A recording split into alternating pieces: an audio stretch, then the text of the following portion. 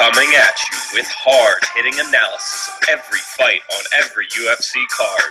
This is your source for everything you need to know for your daily fantasy MMA lineups.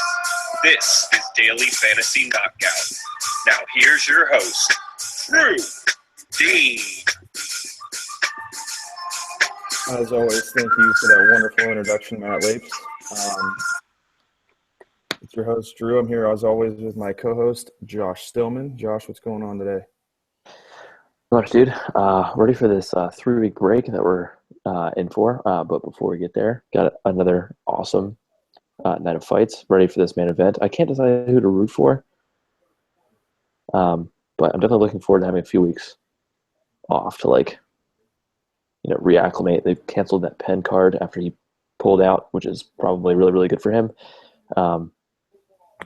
But yeah, looking forward to this one. And then got a few weeks off until UFC 205. Yeah, man, I'm looking forward to it as well. Let's dive right in there, guys. It's UFC 204. We're going to go over the fights and who we like, and we're actually going to build a lineup on DraftKings. We're going to do GPP this week. Last time we did Cash Game.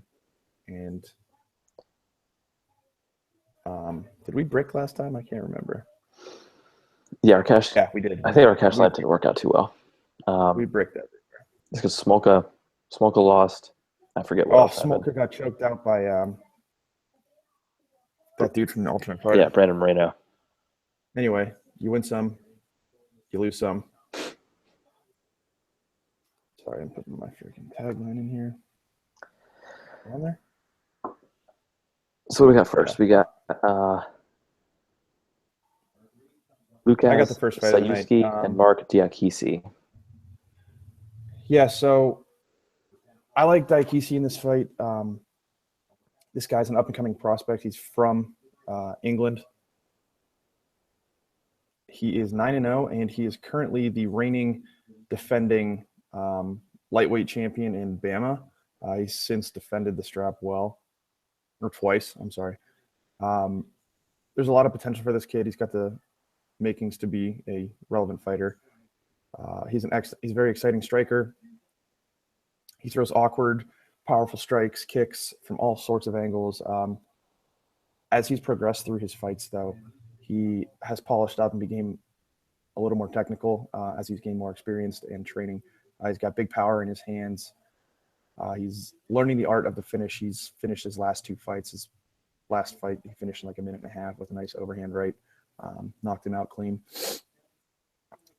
He's very willing and athletic as a wrestler.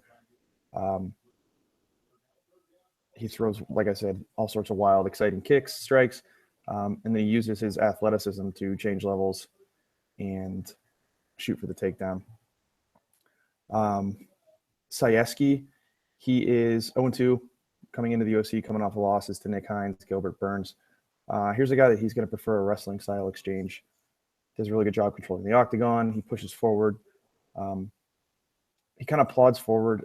He keeps his hands very low. I personally think he's slow with his hands. And when he comes into attack, he keeps his hands low and his chin kind of up high. And that, is never the recipe. He likes to wrestle and grapple in fights. He fought Nick Hine and Gilbert Burns in his previous two fights. He was good defensive wrestling. He had solid takedown defense. He was rocked a couple times, but he maintained solid composure, and he's good enough with his defensive wrestling to kind of slow things down and get his brain back in order. But I'm going to go with Diakisi in this fight. And normally I always pick against the newcomers in the UFC, but I'm going to go with Diakisi in this fight. Sayuski he's game. He comes forward. He has a solid wrestling game, but he's just so average to me. He's unathletic. His previous two fights, if you look at him versus his opponent, it was, kind of embarrassing how different they looked. So yeah, I'm on Diakisi here. In terms of cash game or GPP, I think Diakisi is GPP only. He's a minus 225 favorite, and the over is 2.5 rounds at minus 145. But I do see finishing potential in this kid. I think the styles match up well, and I think Diakisi at 10,800 on DraftKings is a GPP only type of play. So yeah, he's not 9,000 was like his actual salary, which kind of Oh, equates. I'm sorry. No, I'm you're looking at good. the wrong. Yeah. So that equates to like what 10,800 used to be. So is that too rich um, for cash? You think? Yeah, and I just think, being a newcomer, yeah, there's a chance that he could get popped. You know what I mean? I think it's GPP only for me. Okay. Do you want to throw him in I the? think we're going to hold him out of the lineup right now. I'll screen share in a little bit, but let's dive into our next fight: Leandro Santos versus Adriano Martins. Martins, yeah. So both these guys are Brazilian Jiu-Jitsu world champions, but I think Santos has a little bit more of a grappling pedigree, but I kind of expect those two things to kind of like even themselves out. I'm going to end up picking Santos fight, and I know that he's the underdog. So that is maybe a little bit surprising, but I think I'm doing that for a couple of reasons. Martins doesn't throw a lot of volume on the feet. He's most effective when he's countering a foe who is like really on rushing him. He knocked out Islam Makhachev and blanking on who the other person was that he knocked out. Anyway, both dudes were rushing. Juan Manuel Puig, however you say his name, were both like rushing him. Makhachev missed with like a big overhand left, and Martins was there to counter him with this big right hook, and that is like his killing punch. Or that's what he's kind of made his bones with his first round knockouts in the UFC so far. But when opponents don't bull rush him, he has a hard time pulling the trigger. He somehow squeaked away with a win against Husam Habilov. But I definitely did not think he deserved the victory, at least after rewatching the fight. He got a takedown in the first round, which kind of showed that he's got legit as good as Habilov. But one takedown in the first round and a knockdown at the very, very end of the second round was essentially all he did in those two rounds. Habilov did a really good job of hitting with big punches, but not overextending himself so he didn't get countered. And Santos is good at his striking has improved a lot since like he began his UFC career, since he began his MMA career for sure. And what he excels at is snapping, straight punches, jab, really good counter right cross, and leg kicks and front kicks. So he doesn't overextend himself. He snaps out more volume, and he showed in his fight with Kevin Lee that when he caught him with a counter straight, that he's got power when he can catch you. So I like him because of volume, and I don't really see Martins looking to take the fight to the ground that much or having much success holding Santos down. So Martins has the power advantage, but I think Santos has the volume advantage. I don't think he's going to be able to play. I don't think he's going to play into Martins' game. So I like Santos to take a decision. All right, let's take a look at Las Vegas Santos. Odds I must have. Did I lose him? Yeah, I must have. Santos is 7,600. So you like him in GPPs, cash? Where do you like to play him? Yeah. So odds. Yeah, Martins is minus 220 and Santos is plus 180. So I'm taking a pretty significant dog there. The over-under is at 1.5 and the over is at minus 175. So a finish is likely according to Vegas. So Santos, yeah, I'm still kind of using the old pricing to kind of gauge, what they're at. So 7,600 kind of equates to 9,100. And so for that cheap, and it's those over-under odds might kind of scare you off of GB of cash, I should say. And Martins does have big power, so that is something to be concerned about. For that reason, maybe Santos is more of a GBP play, but I like him. I might consider taking him in cash as well because he gives you some salary relief. All right. For right now, I think we'll hold off on that because you don't seem too sold on him making our GBP lineup. So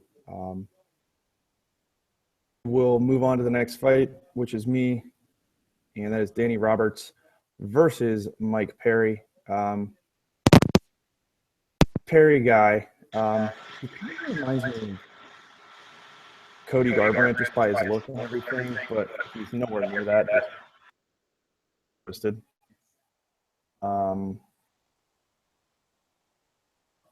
Sorry about that. Oh, I think I'm gonna be all over Perry, and I think it's a joke. He's a good fighter, don't get me wrong. He's knocked out 10 of his opponents. Knockout, however you want to say it. So I think he's going to get hyped up. People are going to see that. But I'm going with Roberts, and I like Roberts. He's from England. He's 2-0 in the UFC. He's southpaw. Super, super smooth on his feet. He has excellent footwork, head movement, feints, quick hands. He's a pressure fighter. He has a really strong counter weight when his opponents want to close the distance, something that Perry's going to want to do.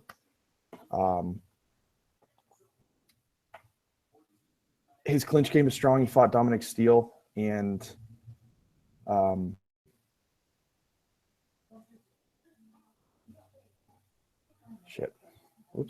fought Dominic Steele. He was back and forth with him up against the fence.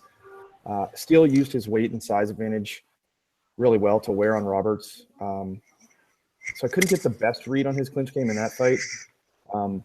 He seemed to handle the pressure well. And that is a testament to his gas tank. If somebody, with all sorts of muscle is just laying and you're still coming at him, it shows a lot about your gas tank. He's very comfortable on his back. His opponents seem to feel like they want to take him to the ground, but he's very well rounded. He's constantly moving on his back, looking for reversal submission attempts. Makes it really, really hard for opponents in top control to get anything started. Nathan Coy, in his second to last fight, I believe, took him to the ground off a leg kick, and Robert used a bunch of strikes from the ground to set up the triangle, which is his favorite freaking submission. Perry, like I said, solid striker.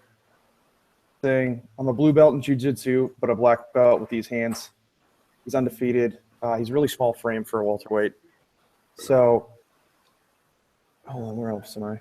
He likes to duck under the reach of his opponents and fire overhand counters, just like Dan Henderson. He pushes forward and he's aggressive, and I think that's what's going to be his downfall. I don't know how else to say it. I'm just not a fan of Perry. I think he's being fed to the wolves, as you and I discussed off the air. So I'm going to be on Roberts in this one. I think I'm going to be against the grain, against the public opinion. I think he's more polished, better striker. He's faced stiffer competition. And he's elusive on the feet. So, and not to mention he's in London, his hometown. So I'm going to say Roberts to finish the fight, and I'll probably have exposure in both. So looking at Roberts, he comes in at 8,100, which is the equivalent to 9,700 on the old format. He's a minus 130 favorite. So I'm going to probably use him for some salary relief in cash and GPP.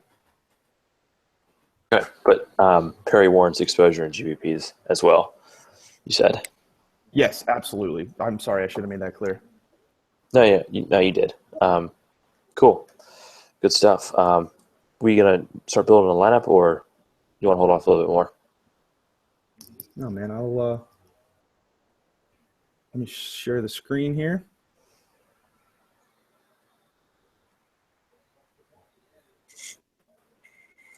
Tell me if you can see anything else. Can you only see the screen? Yeah, okay. So you want to start with some price savings and go with Danny Roberts or any of the first two fights? We said Diakisi. We're doing GVPs, right? So Diakisi and Roberts so far? Yeah, we'll go with them. We'll make some changes throughout. All right, our next fight is Albert Tumenov versus Leon Edwards. All right, so I like Tumenov in this one. Most people probably do because he's kind of the guy who's got like a little bit more name value. He's beaten every striker that he's fought so far. The blueprint for beating him has been through wrestling and grappling. He's coming off a loss to Gunnar Nelson, where he got thoroughly out-grappled and out-wrestled. And he also lost his UFC debut to Ildemar Alcantara. but he's beaten strikers like Nico Masuke and Lorenz Larkin. I think the difference here, Leon Edwards is also a very, very good striker, very polished as well. But Tumenov throws way, way more volume, and that's the difference. I mean, he can put together combinations with punches and kicks. Edwards is definitely is more counter-oriented, I think. He really likes the jumping knee when opponents look to change levels on him. Edwards can grapple a bit and wrestle a little bit. If he finds himself in the clinch, he's willing to engage in a wrestling battle, try to trip to the floor. His last fight against Dominic Waters, he wrestled a lot more than he probably needed to, and ended up winning a decision. So that would probably be his best path to victory, is trying to wrestle Tumenov and kind of negate Tumenov's striking a little bit. But that's not his forte, and I don't see him having sustained success doing that. So I like Tumenov to win a decision, or possibly a late stoppage after he racks up a bunch of damage. He could really finish the fight at any time, but I'll say decision. Okay, so what format would you like to play him in? All right, so Tumenov's minus 265 and Edwards is plus 225, and the over/under's at minus 1.5 or plus 1.5 rounds, and it's minus 190 to go over. Tumenov is 9,200, which equates to about 11,000, which is pretty steep. He could be a staple of your cash games because it's really hard for me to envision a way that he loses the fight. I just don't think Edwards is going to be able to wrestle him enough to really make that work. And you can definitely put him in GPPs because he's capable of finishing any time. So I think Tumenov is probably more of a cash play. I don't know that I really want to have much of Edwards, but if he's in an extended striking battle that goes the distance at the equivalent of 8,400, he's coming at 7,000, which equates to 8,400 on the old pricing system. He could be a decent cash play, Edwards. So I think it's probably more of a cash play, maybe sprinkle in Tumenov and GPPs. All right, so we're screen sharing right now. Do you want to throw in Tumenov? Or do we want to fade? Yeah, let's fade for now. All right, keep on our back pocket. Next fight is Davey Grant versus Damian Stasiak. You guys might be familiar with Davey Grant. He was a finalist on Tough 16 or something like that. It was Rousey versus Tate. He lost to Holdsworth in the finale after getting choked out. You're still screen sharing, by the way, if you meant to do that. Yeah, I know. Yeah, I know.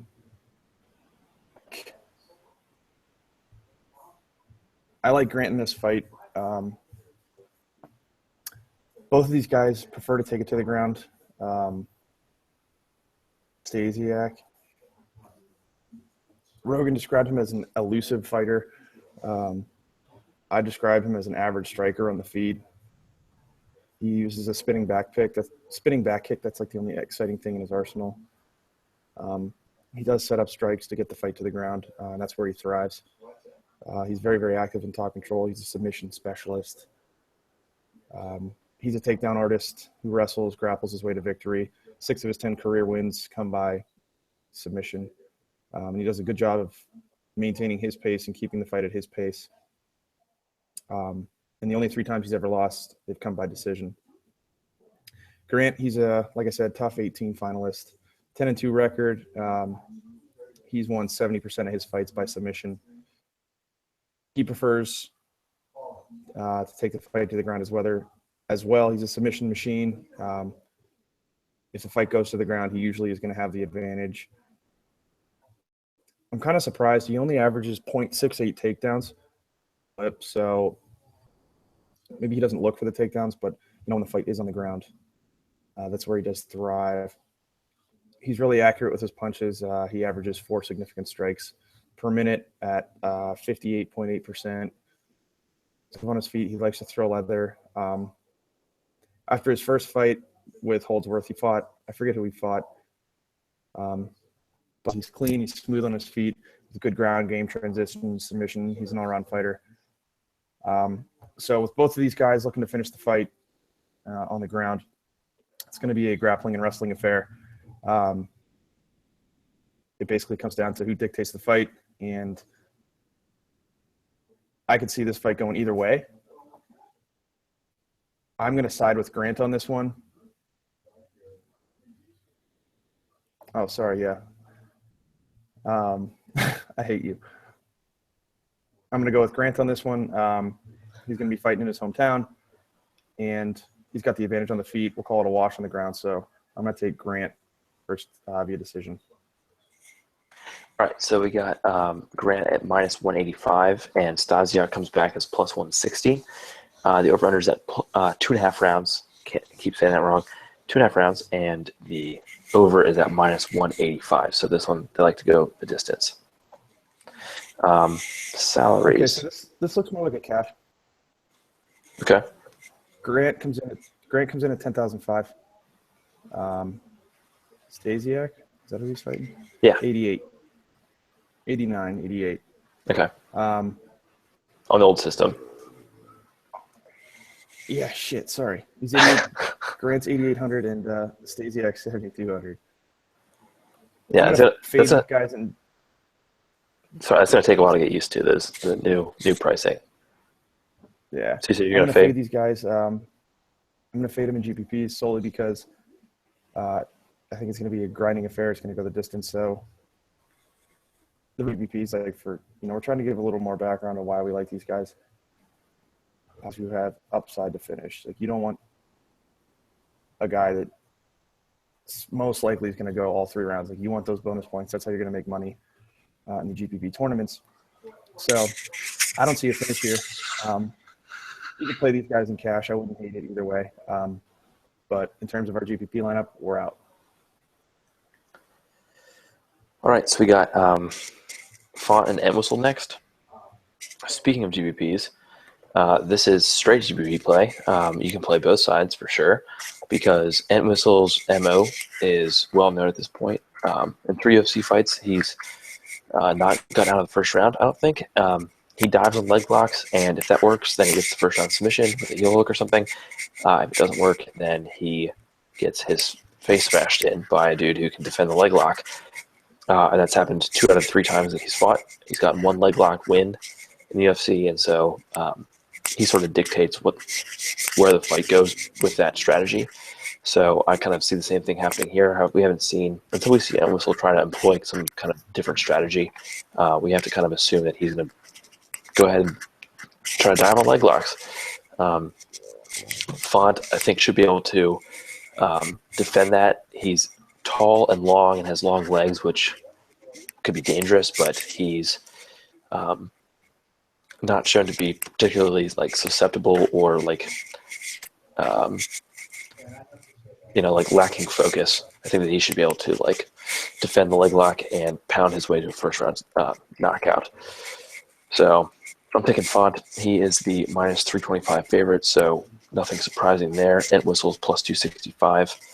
The over-under is at 1.5 rounds, and the over is at plus 175. So this is the earliest finish on the card according to Vegas.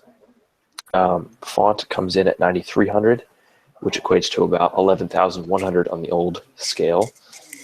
And Entwistle's at 6,900, which equates to about 8,300 on the old scale. Like I said, I think this fight deserves exposure on both ends. Because either dude could end up finishing the first round. I think that Font has a bigger chance, but Entwistle definitely could. And for being as cheap as he is, he definitely warrants some play. So I think we'll probably throw him in our cash lineup. I'm sorry, GPP lineup that we're building, which we will do as soon as Drew returns. Looks like he had to step away, so I will continue. He's got Alcantara and Pickett next, but I'll skip ahead to Mirsad Bektik and Russell Doan. So Doan is stepping in on less than a week's notice for Bektik. Hey, man, you back? Yeah, sorry about that. I had to run upstairs. I'm at my parents' house. Yeah, All I was right, wondering, I was so wondering what was playing in the background. What's going on the TV back there? my dad's talking and watching. I apologize to anybody. Yeah, you're good. No problem. All right, so I talked about Entwistle and Font. So you got Alcantara and Pickett. Okay, are we throwing them in the lineup at all? Yeah, I said Entwistle might be good for salary relief. So I think we throw him in so we can pay up elsewhere. All right, sounds good. So the next fight is Ayuri Alcantara versus Brad Pickett. I like Brad Pickett in this fight strictly as a cash game play because I think he's going to use his grappling and his wrestling to. Alcantara is just average to me. These guys are both old towards the end of their career. And the reason why I want him in cash is because I think he's going to win the fight. It's going to go 3 rounds. And I want more consistency with my cash lineup as opposed to guys, hit or miss. You're going to throw a bunch of lineups into GPPs hoping to hit with these under-owned guys that, go off for first-round submissions like what's-his-face last week and took all my money. So I think Brad Pickett's a safe pick. So therefore I'm going to go for him with cash. He has a limited upside, but I think his floor is high enough that he's going to hit that with a win. So he's a good boxer. He's really small in stature, so he's going to be at a reach disadvantage, but he gets in close. 30 boxes under the reach. Likes to get in there and brawl. Where else are we at here? He's a strong grappler. He averages 2.7 takedowns per fight. Likes to duck under rangy strikes and shoot for takedowns, which could play well into Alcantara, who's going to have the reach advantage. He's going to have the advantage on the feet, I think. He uses his arms to utilize and use his reach and strike from range. He only averages 2.5 strikes per minute, so he's going to throw low volume. I'm sorry. I'm going to tell him to shut the hell up. You're fine, dude. So I don't know if you could hear him or not. I can. I'll be honest. I can a little bit. Okay. So he's got strong knees in the clinch. He likes to beat up his opponents along the fence, but he just looks so average to me. He gets absolutely worked over by wrestlers. He's taken down super easily. And if he gets taken to the ground, it's over. He's going to lose. The only way he wins this fight is up against the clinch, but Brad Pickett's my guy. I think he's a safe play. I don't see a finishing opportunity, so he's going to be a cash game play for me. And yeah, that's all I have to say about that. Looking at their pricing, it comes in at $7,900, and it's about $9,500 in the old system, and Alcantara is $8,300, which is $9,900 the old system. Alcantara is a slight favorite at -165. Pickett is +145. Over-unders at 2.5 rounds, and it's at -170. Yeah, let's keep this simple. Like I described earlier, Brad Pickett in all my cash game lineups. I think he's going to win the fight. And my goal with cash game is to get consistency and rack up as many points as I can and only have to, shoot for finishes in certain spots. I think I'm going to get all the points that I can for cheap and then spend up to get those finishes. So Pickett via cash. All right, cool. All right, so next we got Mirsad Bektik and Russell Doan. So as I started to say earlier, Doan's coming in on about a week's notice. This is Bektik's third opponent, and I'm blanking on who he was supposed to face. I think his second opponent was going to be Jeremy Kennedy, who just fought fairly recently, but I can't remember who his original opponent was supposed to be. But anyway, Bektik looks like an absolute killer at 145. He's an athletic freak. He can wrestle. He's ferocious from top position. He hits super hard on the feet. He's just like a coiled ball of muscle. And he's pretty solid defensively. He's 3-0 in the UFC so far. And he's coming off a knockout victory over Lucas Martins. So he's fighting Doan, who's lost 3 in a row. Doan's game, but he ends up getting in grappling exchanges that he often can't win. He's a good wrestler, good scrambler, good grappler, but he's only a blue belt in jiu-jitsu. He did tap Leander Issa, which is like super impressive with a triangle. But has since lost 3 in a row because he gets in grappling exchanges when he should disengage and strike. He was beating the crap out of Pedro Munoz in his last fight before Munoz was able to like kind of jump on this weird guillotine in a transition. Pretty impressive submission for Munoz, but bad loss for Doan. So he's probably being brought in here. He's getting one more UFC fight, but it's probably going to be his 4th loss in a row. He's a heavy underdog, and this is probably going to see him, I don't know, to the door unless the UFC, is going to offer him another fight to take this one. Because looking at the odds, Bektic is -800 and Doan is +550, but the over-under is at 2.5 and the over is at -130. So Doan, according to Vegas, could see the final bell. But Bektic is the most expensive fighter on the card at 9,700, which equates to about 11,600 on the old scale. And Doan comes back at 6,500, which is 7,800 on the old scale. So given the over-under is at 2.5 rounds, I could see Doan being like kind of a punt cash play, super cheap. Hope that he gets to the final bell. Hope that he cracks enough to give you some points, even if he doesn't get the decision. If he can get you some decent points for 7,800, that is probably pretty solid in cash. Bektic, maybe more of a GPP play since the fight isn't supposed to end early. I think that it does, honestly. I think that Bektic is just a specimen, and I think that he can get it done in the first round. But Vegas doesn't necessarily agree with that. So Bektic might be more of a GPP play. But if you wanted to build your cash line around him, at the equivalent of 11,600, I wouldn't begrudge that. I'm going to consider it. We'll kind of see how the cash lines play out. But yeah, I think Bektic rolls here.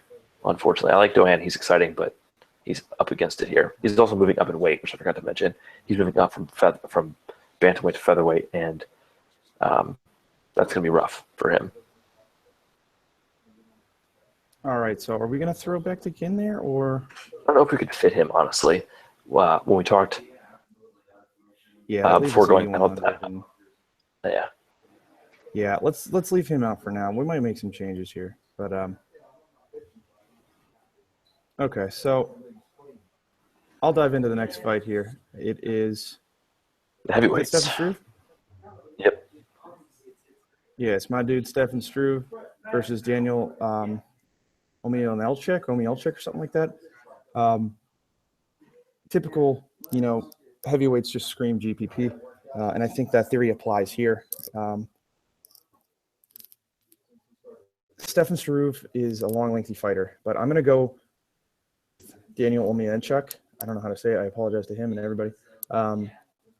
He's replacing Ruslan Magomedov on a month's notice. He's 34 years old. This dude, you look at this guy and he's like a big bowling ball. He kind of reminds me of like a Mark Hunt. He comes forward. He throws massive power in his hands. He has excellent counters, vicious elbows on his feet. Outstanding striker. Like, I can't speak highly enough of him. And he stinks on the ground. He got worked over by Alexei Olenek, who's like the best. They call him the boa constrictor. He was absolutely useless off of his back. So we don't want the fight going to his back. But he won that fight, though, didn't he? He did, because his gas tank, Olenek just gassed, and he gained top control, peppered him on the feet. And then when he was in top control, he was throwing huge elbows, big body shots, hammer fists. Yeah, I really like him in this fight. And I think the public's going to be on Stefan Struve because of his name. And he's huge. He's the skyscraper. He's super long. But I don't think he uses his length super well. On his back, he does. But as you and I were talking about, he doesn't really take the fight to the ground as often as he should, correct? Yeah, he's not an awesome wrestler. Yeah, he's fine getting taken down, but yeah, he doesn't wrestle that much. I really wish that he would like train with Jones or something so he could like actually learn to use his length. He just has never really learned to do that. Right. All right, so we're screen sharing now, and I'm really on board with this Omielchik. So I think we're going to throw him in $7,700. That's just stealing. It's just giving me free money. We hope. Yes, for sure. Yeah, this all makes sense beforehand. All right. So I think we're going to ride with him. Let's jump into the next fight. Jimmy Manuwa versus Ovince St. Preux. All right. So two really athletic, big light heavyweights. It's kind of a tough fight for me to call. I think Manuwa is more technically sound, but St. Preux is really awkward and longer, a little bit longer. And does a good job of fighting long. He kind of paws with he's a southpaw, he paws with his lead right hand and kind of uses that to set up his left. He's also got like wicked kicks to the body and legs. And when he can get an opponent to rush forward, his counter left hook is nasty. He basically knocked out Hua and Patrick Cummings with that strike. But that's not really Manuwa's game to rush forward. So I think that I see Manuwa having the slight advantage at range, just because I think he's a little bit more technical. But I think St. Preux's got the advantage in the clinch because he's like a little bit bigger, a little bit taller. I think he can kind of use that leverage to his advantage there. The blueprint to being St. Preux has been to take him down and work him on the mat, like make him fight up his back. But that's not really Manuwa's game. He's not really a top control specialist. He can wrestle a little bit, but St. Preux is probably the better actual wrestler. But I don't really see him being able to take Manuwa down, who's got like generally solid takedown defense and is better off his back than St. Preux is, I think. So I think the fight stays on the feet or in the clinch. And in those areas, I give St. Preux a slight advantage. Because these guys are so like well matched, they both can crack. So finish is definitely possible. This is light heavyweight, one step down from heavyweight. But I actually think this fight goes to decision because I think these guys are going to kind of respect each other's power. I don't really see either one of them like charging in and getting reckless. So I like St. Preux to take a decision. Let me tell you my initial opinion. I agree with your analysis, and all right. Totally. And in terms of cash and GPP, I agree with you. I think it goes the distance. Some people might think, oh man, another distance fight. This might be a good cash game play. But either one of these guys could finish the fight with one punch. And with that risk, it's not likely, but I don't want to take that risk in a cash game lineup personally. GPPs, yeah, maybe a little exposure to both, maybe slightly more to Ovince St. Preux, but I would avoid this game in cash because of the volatility. It could be over quick. It could go all the way. So, like I said, when Josh and I build our cash game lineup, we want fighters that are, I don't want to say boring, but like we're looking for more running a marathon and, GPPs, you're running the sprint. So, yeah. With that, let's move on to the next fight. What is it? The co-main event of the evening. Vitor Belfort versus Gegard Mousasi. Belfort, you know what you're going to get. Mousasi, most of the time, you know what you're going to get. Unless he's fighting Uriah Hall and gets absolutely steamrolled, which was quite embarrassing. I apologize if I'm getting louder on the mic. I don't mean to do that. My dad is in the back with a friend. You're good. Talking about nonsense. So I apologize. We're going to go with Mousasi in this fight, and we like him in all formats. Belfort's, hit the peak of his career. He's on the downswing, and people have to know that testosterone replacement therapy is now outlawed in the UFC, and he was on it forever, and he was storming dudes. He's lost his step.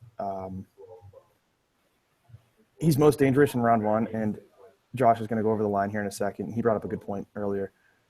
The over-under is at 1.5 rounds, and it's favored to go under. So most people would assume it would be Mousasi. But if Belfort's going to win a fight, it's in the first round. He's most dangerous in the first round. With no more TRT, his gas tank comes into question, and he fades. But you know what you're going to get. If he lands one punch, he tends to throw 480 more behind it. He's real fast, powerful combos. In his most recent fight, he fought Jacare Souza, and he got absolutely smashed. But don't put too much stock into that because Souza is the GOAT when it comes to ground game, and he just ran through. Before that, he did knockout Dan Henderson. It was a real boring fight for 3.5 minutes, respecting each other, blah, blah, blah. Belfort throws a head kick, stuns Henderson, stops it. Could have been premature, but I don't think it was. But either way, he won the fight. He always has the power in his hands, but this lack of TRT is a real issue, and it's something to be aware of. And I think we're all over Mousasi in this fight. Mousasi than I do. You there? Sorry, man. Yeah, you cut out there for just last second at the very end. So the odds here, Mousasi is minus 345. And so he is one of the heaviest favorites in the card, just after Bektik, it looks like. Yeah. While Belfort comes back as plus 285. Over-under is at 1.5 rounds, and it's plus 110 to go over. So finish. Right, we're now. So yeah, we're on Mousasi. Yeah, I think so. What is he priced at? Gotta jump back for my notes. 94. Yeah, so 9,400, which equates to about 11,300. So he is steep. But yeah, Belfort's a big time front runner. If he can't land that big shot early and first and put him away, then he kind of fades. He's like Rumble in that way. Like once Rumble starts to face adversity, he just kind of folds up like a cheap tent. So yeah, I think Mousasi is worth it here. Yeah, I'm agree. We're screen sharing now, so I put him in. That leaves us with 8,900 before the main event. But I got a feeling we're going to make a change here. For those that are, still kind of new to this, trivia: would Vitor Belfort be a better GPP play or cash game play, and why? Mr. Stillman. Belfort. Well, the answer. You only want to play Belfort in GPPs because. Yeah, dude. Obviously. Yeah, I'm trying to explain, why we choose cash over GPPs, and I'm just using this as an example. Okay. He's not going to win. We don't think he's going to win. We think he's going to lose pretty handedly. But, if you want to take a shot, throw a dart at the wall, and he's going to be very under-owned, low-owned, probably one of the lower fighters. And if he hits, you smash, and you can laugh to the bank. But GPP only because you want those guys with super high upside. So. All right, main event. Stage is yours, my friend. Michael Bisping versus Dan Henderson. All right. So there's been a lot of people have been writing, talking about this fight. It's very intriguing. I'm having a hard time deciding who I want to win. I'm the dude who likes to root for the underdog, and it's like kind of hard to decide who even is the underdog at this point in this fight. If Henderson wins, it's a great story. He gets to finally get that UFC belt, go out as on top as the UFC champion. But if Bisping wins, he gets that revenge where from Henderson brutally knocking him out and kind of like being able to like gloat about it by like making like flying Henderson his logo and everything. So it's kind of hard for me to kind of pick rooting interest in this fight. But Bisping, I think, is the dude at this point. Henderson hasn't been at the peak of his powers since probably the first time he fought Shogun. His Strikeforce run was pretty impressive. Like he stunned Jake Shields and then ended up getting out grappled, which is just crazy. Jake Shields is super underrated, and that's just another example of why. But then he went on a run of knocking out a bunch of dudes in Strikeforce, getting the Strikeforce light heavyweight title, knocking out Fedor. But since that first Shogun fight, he hasn't been the same. The stat keeps getting thrown out is that he's lost 6 of his last 9, but it is a little bit misleading. Is that the first 2 of those losses were to Rashad Evans and Lyoto Machida, and neither of them wanted to engage him at all. So he lost like pretty boring split decisions there. But the other 4 losses have been pretty terrible. He got knocked out twice by Vitor, got knocked out by Mousasi, and got absolutely mauled by DC. So he's taken some big time damage. He's gotten stunned in some of the fights that he's won, like Lombard stunned him at least once in his last fight. So the chin that used to be legendary has definitely cracked to a degree.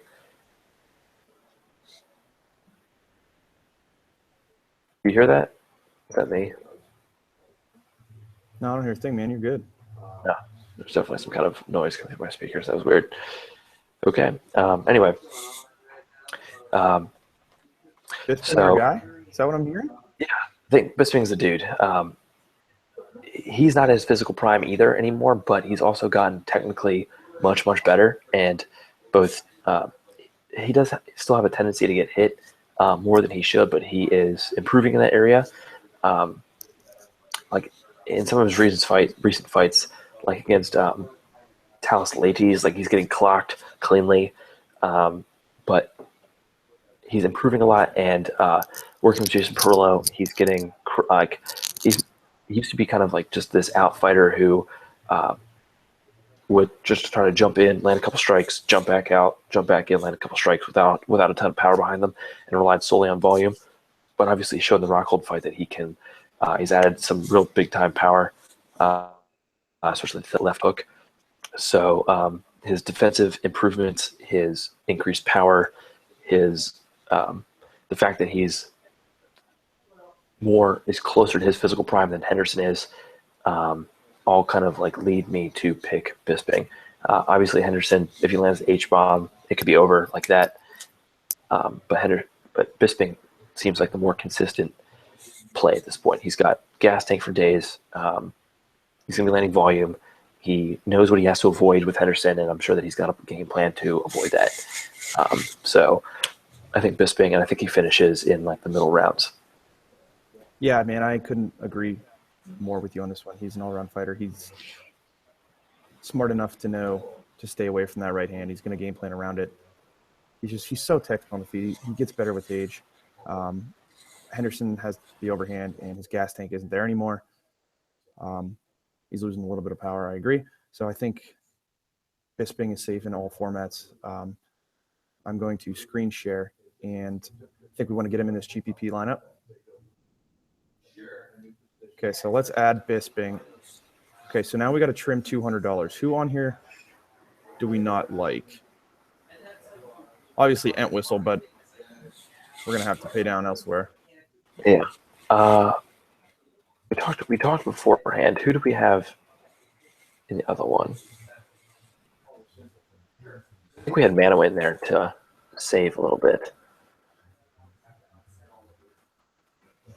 Who do we have Mano in there for?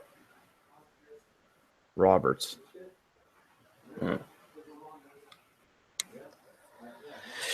Honestly, so if we pulled Roberts, we have 7,900. It's between Manoa and Pickett. And you like Pickett to win, and I do like Pickett to win. I mean, this is GPP, so I think Manoa's got a better chance to finish. I do too. I think we go with Manoa. Right? Yeah, it gives us the more upside to finish. I think Pickett. I don't think Pickett finishes. So let's go with Manoa for the upside. Don't worry, Brad. We'll have you all in cash. But that's what our lineup looks like for GPPs. Obviously, we're multi-entry players, so we're going to throw in a whole bunch of lineups this weekend. Unfortunately, I won't be able to watch them in a wedding. Boo. Yeah, it's like my 12th wedding. It's terrible. Not really. Like God, you're so popular. I know, dude. I don't want to be part of it. No, I'm kidding. He's one of my best friends. So yeah, we're going with Manoa, Datkisi, Entwistle, Emelian Enchuk, Musasi, and Bisping. So hopefully if you guys like that lineup, throw it in. Hopefully it ships in tournaments. Don't worry about the remaining salary of 100 either. Some people get thrown off by that. They want to use every dollar, but that's what leads to 12 people tying for first place. So yeah, all right. That's one of the interesting things I think with the 6-man rosters is that, like, I mean, having 100 left over is not a whole lot. Usually people want to try to go, GPPs want to like leave more salary on the table to try to distinguish themselves. Well, 6 fighters in your lineup, you should be more distinguished as it is. So maybe leaving more cash on the table is not quite as necessary as it was, but probably still something to think about. Yeah. So, all right, that wraps it up, fellas and ladies, whoever's out there listening, in UFC 204. Josh and I are going to do a different little pick 'em. We decided to get rid of the game, at least temporarily, and we're going to pick one high tier and one low tier guy that we think is going to get a knockout. And we can put a point value on it just to make it interesting. How's that sound? Okay, so yeah, sure. First one to 5 or 7 owes the other person a case of beer or a bottle of liquor, whatever. I'm down with that. Word. All right. So high tier, low tier. You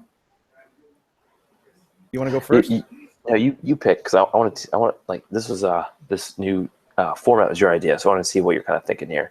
All right. I'm going to sort by salary. So high tier, I'm going to go with Bisping. Okay. Let me try this. Okay, high tier. So how's this gonna work? Like, if you get the first round finish, do you get? No, it's just Or knockout. if you get second round finish, or we're just trying to pick finishers here. Yeah. Just pick 2 guys you think are going to finish. High end and low end. I'm going to pick Bisping at the top end, and then I'll let you pick the next 2. All right. I like Font. To finish. All right, and then for the low tier? On the high end and on the low end. Anything under 8,100, I'll give you. Okay, we don't have a lot of dudes there that we'd like to finish. I'll take Omiel Henchuk then, I guess, if you're going to give me this pick. Okay, I'm going to take Roberts. He's 8,100. What? I think you said under 8,100. 8,100 or under. That's like the midpoint. He's even money. He's even money. Oh my God, you're such a. He's even the favorite. I'm pretty sure. You're such a pansy. Fine, I'm gonna take your boy Entwistle just to spite you. All right, fine. All right, guys. Well, that's all we got for you. Hopefully, we got some insight with GPPs. Follow Josh on Twitter at Stonewall MMA. Follow myself at Houdini16. At Daily Fantasy KO. Send us emails, dailyfantasyknockout@gmail.com. Josh has a blog on Roto Grinders. Josh, want to plug that? Yeah, I've definitely been telling you a way harder way of getting there. If you just go to rotogrinders.com and then click on blogs and then buy sport and then MMA, I'll show up there once it's posted. My tag, my screen name, whatever the hell you want to call it, is JDS86 on RotoGrinders, so you can find that there. You can also find my writing at lowkickmma.com. Have stuff coming out there every week. So, yeah, check it out. Follow your boys. Send us emails with tips, questions, and hopefully give us a like, give us a subscribe. Yeah, give us some likes, give us some 5-star ratings, subscribe. Get on board. The water is warm, folks. But anyway, thanks for listening in. Hopefully give you some good advice. You guys can make some good money this weekend. For Josh, I'm Drew. Thanks for listening. Peace. Peace.